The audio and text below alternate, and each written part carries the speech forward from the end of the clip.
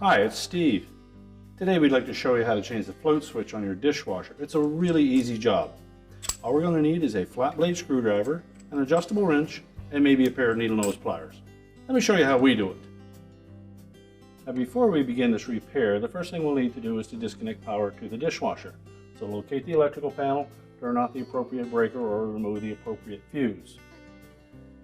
Now it is easier to do this repair if you can pull the dishwasher out of the cabinets, and to do so you may need to turn off the inlet water supply, disconnect the mounting tabs at the top that attach it to the bottom of the counter. Once we've done that, we can then remove the lower access panel.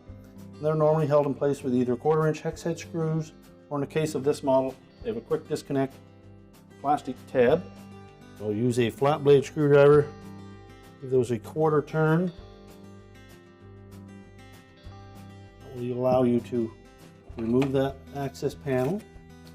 And next we'll need to open up the dishwasher, remove the bottom rack, and we'll take the float out.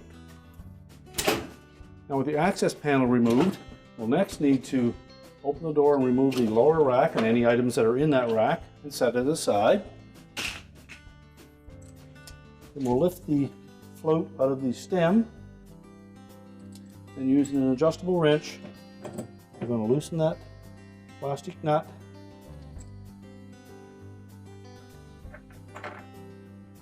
And we'll retain that for use on the new part. And then close that door up. And then we'll access the float switch from the bottom. And we've tilted the dishwasher back to give you a better view of how this repair takes place. So once we've removed the retaining nut and float from inside of the tub, we've also removed the lower access panel.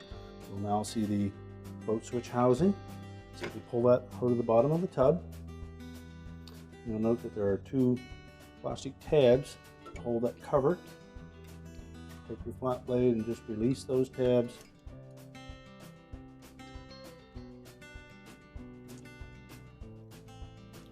Open the cover up, and that will expose the switch and the actuator. Just maneuver the wire harness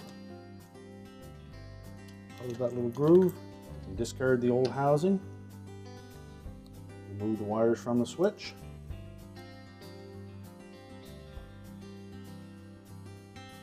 Start by installing the new switch. Make sure those wire terminals fit on nice and tight.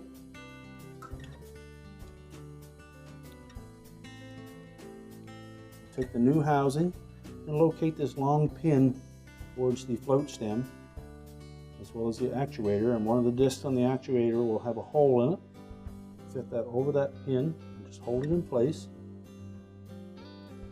We'll next set the switch onto the 2 pins that secure the position. That will allow the wire harnesses to fit out through the slot on the back. We can then close that cover up. Make sure the 2 locking tabs engage. And next we'll take the new rubber washer that came with the kit. We'll fit that over the float stem. And then we can position it up through the bottom of the tub, and we can open up the door and put the retaining nut on. So we'll open that door up,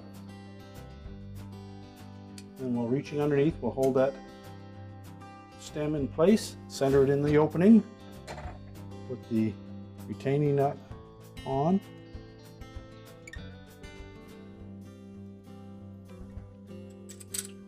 And then tighten it with our adjustable wrench.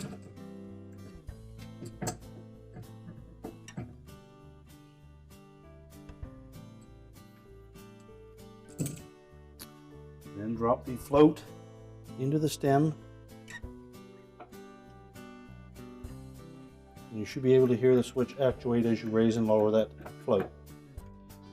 We can then put the lower dish rack back in.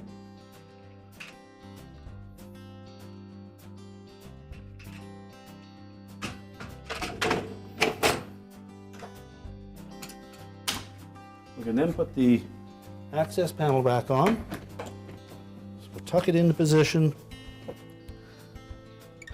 line up those openings, and then put our quick fasteners on. Give them a quarter turn.